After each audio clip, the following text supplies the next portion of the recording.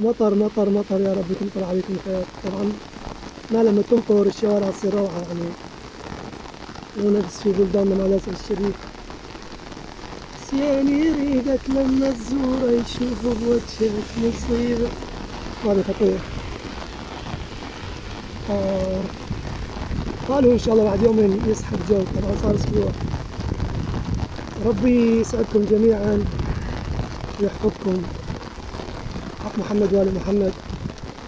ومعلومة بسيطة، ولدتني أختي حبيبة روحي إنها كان لها حاجة فتعتقل الإمام الصادق، يعني المضمون ماله يلعن قتلة فاطمة الزهراء عليه السلام المظلومة كل يوم 113 مرة، أو كل صلاة لا تقدر.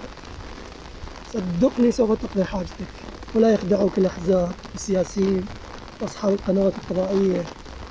قول الله سبحانه وتعالى في كتابه الكريم لعنهم، كما كتب أحد الأخوة في البيت وأهل البيت. واللي يحب مستعد إن شاء الله راح أكتب لكم جميع الأحاديث.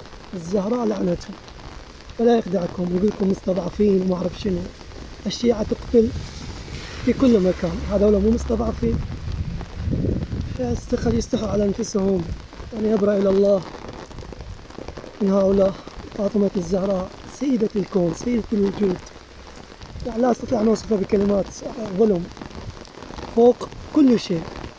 هي أعلم من جميع الأنبياء ما عدا أبوها، ولذلك الله في حديث الحساب بدأ هم فاطمة وأبوها.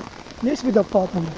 هي أعلم من البيت كلهم، هي أعلم من الأنبياء جميعا ما عدا أبوها الرسول صلى الله عليه وآله. اللهم صل على فاطمة وأبيها وعلى بنيها والسر المستودع بها، والعن قاتليها عمر بن الخطاب وبكر بن قحافة وقنفذ وكل من كان معهم، لعنوهم ببركة الصلاة على محمد وآل محمد. اللهم صل على محمد وآل محمد.